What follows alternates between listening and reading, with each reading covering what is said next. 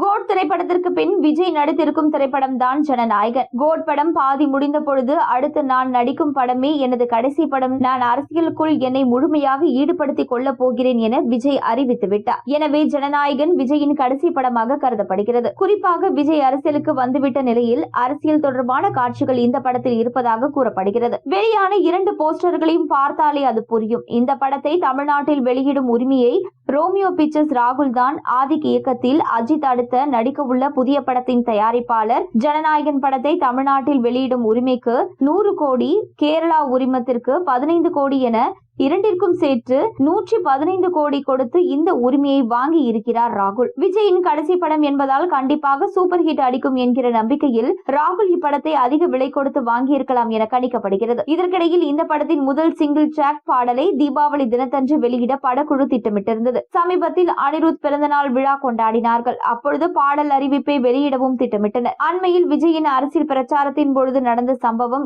இந்தியாவையே சோகமாக்கியது. இதனால் விஜய் மற்றும் அவரின் கட்சி குறித்து பல விமர்சனங்கள் சமூக வலைதளங்களில் பரவி வருகின்றன. அதனால் ஜனநாயகன் படத்தின் முதல் பாடலை ஒத்திவைக்க வேண்டும் என படக்குழுவிடம் விஜய் கூறியிருந்தார். இதனால் பட அறிவிப்பை தள்ளி வைத்திருப்பதாகவும் கூறப்படுகிறது. இந்த பாடலில் பல சர்ப்ரைஸ் விஷயங்கள் காத்திருக்கின்றன. விஜய் கடைசியாக பாடும் பாடல் என்பதால் பெரும் வரவேற்பு கிடைக்கும். அது மட்டுமல்லாமல் தனது கட்சி சின்னத்தையும் இதில் அறிமுகம் செய்ய திட்டமிட்டிருப்பதாகவும் கூறப்படுகிறது.